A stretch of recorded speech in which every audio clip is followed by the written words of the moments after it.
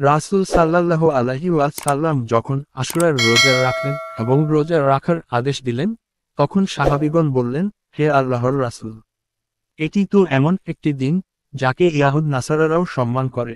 তখন রাসূল সাল্লাল্লাহু আলাইহি ওয়াসাল্লাম বললেন, আগামী বছর ইনশাআল্লাহ ৯ তারিখেও রোজা রাখব। কিন্তু আগামী বছর আসার আগেই তিনি ইন্তেকাল করেছেন।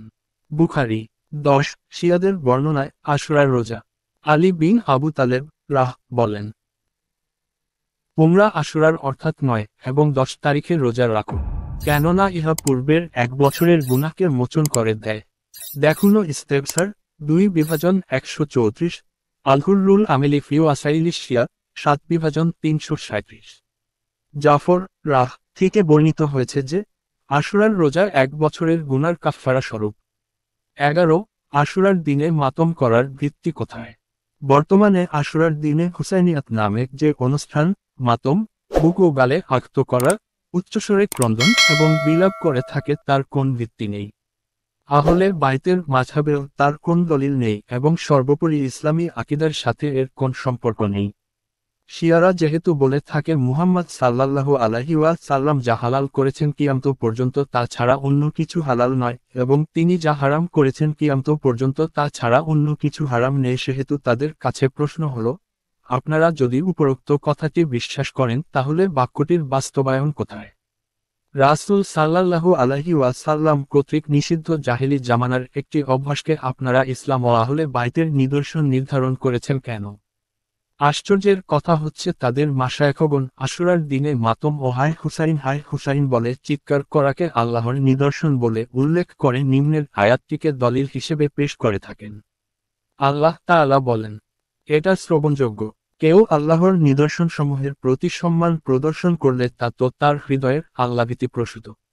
সূরা হজ্জ ৩২ অতএব তারা বিলাপ করা, গাল ও বুক আহত করা, আল্লাহর বান্দা ও রাসূলের সাহাবীদেরকে গালাগালি করাকে আল্লাহর সম্মানিত নিদর্শন মনে করেই করে থাকেন। এর চেয়ে অধিক মূর্খতা আর কি হতে পারে? আরও আশ্চর্যের কথা হচ্ছে আশুরার রোজার ব্যাপারে সুস্পষ্ট হাদিস থাকা সত্ত্বেও এগুলোকে তারা জেনেও না জানার ভান করে থাকেন। অপরপক্ষে তাদের আলেমগণ এই বর্ণনাগুলোকে বারবার আহলে সুন্নাত ও বনী উমাইয়াদের বানানো বলে অপবাদ দিয়ে থাকেন। তারা আরও বলেন যে, বনী উমাইয়াগণ হুসাইনের মৃত্যু উপলক্ষে অনুষ্ঠান করার জন্য এই রোজার প্রচলন করেছেন। নাউজুবিল্লাহ। অথচ সুন্নি ও শিয়া উভয় মাযহাবের হাদিসের কিতাবে এই রোজার ফজিলত বর্ণিত হয়েছে। রাসূল সাল্লাল্লাহু আলাইহি ওয়াসাল্লাম, তার পবিত্র পরিবার এবং সাহাবীগণ আশুরার রোজা রেখেছেন। তিনি মুসলিমদেরকে রোজা রাখার আদেশ দিয়েছেন। এখন তাদের কাছে প্রশ্ন হলো, যে ব্যক্তি আশুরার দিনের রোজা রেখে জিকির আজকার করে, কুরআন তেলাওয়াত করে এবং অন্যান্য ইবাদতের মাধ্যমে এই দিন অতিবাহিত করে, সে হুসাইনের মৃত্যুতে আনন্দের অনুষ্ঠান করল না যে ব্যক্তি মানুষের মাঝে গোশত, খাদ্য পানীয় এবং অন্যান্য বস্তু বিতরণ করল এবং বিভিন্ন শিরকি কবিতা আবৃত্তি করে রাত পার করে দিল, সে হুসাইনের মৃত্যু উদযাপন করল। মূলত তাদের কথার মধ্যে সুস্পষ্ট স্ববিরোধিতা রয়েছে। হুসাইনের হত্যায় ইয়াজিদ কতটুকু দায়ী? প্রথমেই বলে নিতে চাই যে আমার এই কথা ইয়াজিদের পক্ষে ওকালতি করার জন্য নয়, বরং মূল সত্যকে বিশ্বের সকল বাংলাভাষী মুসলিমের সামনে তুলে ধরার জন্য।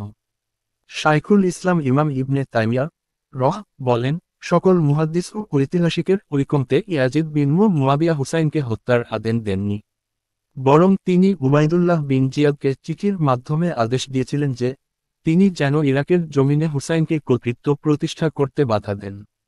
এতটুকুই ছিল তার ভূমিকা। বিশুদ্ধ মতে তার কাছে যখন হুসাইন নিহত হওয়ার খবর পৌঁছল তখন তিনি আফসোস করেছেন।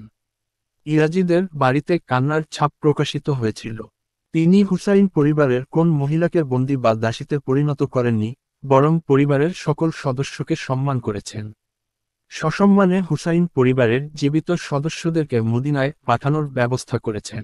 যে সমস্ত রেওয়াতে বলা হয়েছে যে ইয়াজিদ আহলে বাইতের মহিলাদেরকে অপদস্থ করেছেন এবং তাদেরকে বন্দী করে দামেস্কে নিয়ে বেইজ্জতি করেছেন, তার কোন ভিত্তি নেই। বনী উমাইয়াগণ বনী হাশেমকে খুব সম্মান করতেন। হাজ্জাজ বিন ইউসুফ যখন ফাতেমা বিনতে আবদুল্লাহ বিন জাফরকে বিয়ে করলেন তখন আব্দুল মালিক বিন মারওয়ান এই বিয়ে মেনে নেননি। তিনি হাজ্জাজকে বিয়ে বিচ্ছিন্ন করার আদেশ দিয়েছেন। শুধু তাই নয়, হুসাইন হত্যার জন্য দায়ী উবাইদুল্লাহ বিন জিয়াদের কাছে যখন হুসাইনের পরিবারের মহিলাদেরকে উপস্থিত করা হলো তখন তিনি আলাদাভাবে তাদের জন্য একটি ঘরের ব্যবস্থা করলেন এবং তাদের ভরণ পোষণ ও পরিধেয় বস্ত্রের ব্যবস্থা করলেন। ইবনে জারির হাসান সনদে বর্ণনা করেছেন। ঐতিহাসিক ইজ্জত দারুজা বলেন, হুসাইন হত্যার জন্য ইয়াজিদকে সরাসরি দায়ী করার কোন দলিল নেই। তিনি তাকে হত্যার আদেশ দেননি। তিনি যেই আদেশ দিয়েছেন তার সারসংক্ষেপ হচ্ছে, তাকে ঘেরা করা হোক এবং তিনি যতক্ষণ যুদ্ধ না করবেন ততক্ষণ যেন তার বিরুদ্ধে অস্ত্র ধারণ না করা হয়। ইমাম ইবনে কাছির বলেন, এটি প্রায় নিশ্চিত যে ইয়াজিদ যদি হুসাইনকে জীবিত পেতেন তাহলে তাকে হত্যা করতেন না। তার পিতা মুয়াবিয়া তাকে এ মর্মে অসীয়ত করেছিলেন। ইয়াজিদ এই কথাটি সুস্পষ্টভাবে ঘোষণা করেছিল। তাহলে কে হুসাইনকে হত্যা করল? এটি একটি গুরুত্বপূর্ণ প্রশ্ন। কে হুসাইনকে হত্যা করল? সুন্নি মুসলিমগণ, আমির মুয়াবিয়া, ইয়াজিদ বিন মুয়াবিয়া, না অন্য কেউ? উত্তরটি মেনে নেওয়া অনেক মুসলিমের পক্ষে অত্যন্ত কঠিন হলেও তা প্রকাশ না করে পারছি না। প্রকৃত ও সঠিক তথ্য হল শিয়াদের একাধিক কিতাব বলছে যে শিয়ারাই, ইরাকবাসীরাই হুসাইনকে হত্যা করেছে। সায়াদ মুহসিন আল আমিন বলেন, 20,000 ইরাকবাসী হুসাইনের পক্ষে বায়াত নেয়। পরবর্তীতে তারা তার সাথে খেয়ানত করেছে, তার বিরুদ্ধে বিদ্রোহ করেছে এবং তাকে হত্যা করেছে। দেখুন আয়ানুস শিয়া 1 বিভাজন 34-14। হুসাইনের হত্যাকারী নির্ধারণে ইবনে উমর এর অভিমত। ইবনে আবি হতে বর্ণিত আছে যে তিনি বলেন, আমি একদা আবদুল্লাহ ইবনে উমরের নিকট উপস্থিত ছিলাম।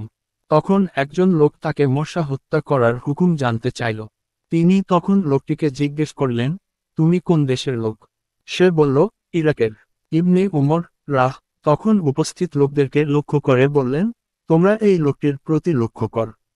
সে আমাকে মশা হত্যা করার হুকুম জিজ্ঞেস করছে, অথচ তারা নবী সাল্লাল্লাহু আলাইহি ওয়াসাল্লামের নাতিকে হত্যা করেছে।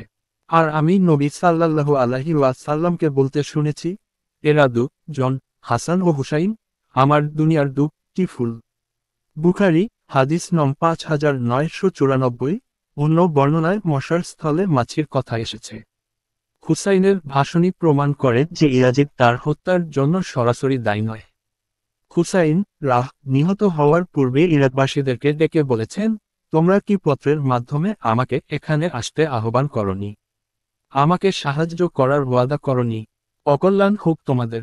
যে অস্ত্র দিয়ে আমরা ও তোমরা মিলে ইসলামের শত্রুদের বিরুদ্ধে যুদ্ধ করেছি এখন সেই অস্ত্র তোমরা আমাদের বিরুদ্ধে চালাতে যাচ্ছ। মাছি যেমন উড়ে যায় তেমনি তোমরা আমার পক্ষে কৃত আয়াত থেকে সরে যাচ্ছ। পোকা মাকড়ের ন্যায় তোমরা উড়ে যাচ্ছ এবং সকল ওয়াদা অঙ্গীকার ভঙ্গ করেছ। ধ্বংস হোক এই উম্মতের তাগুতের দলেরা।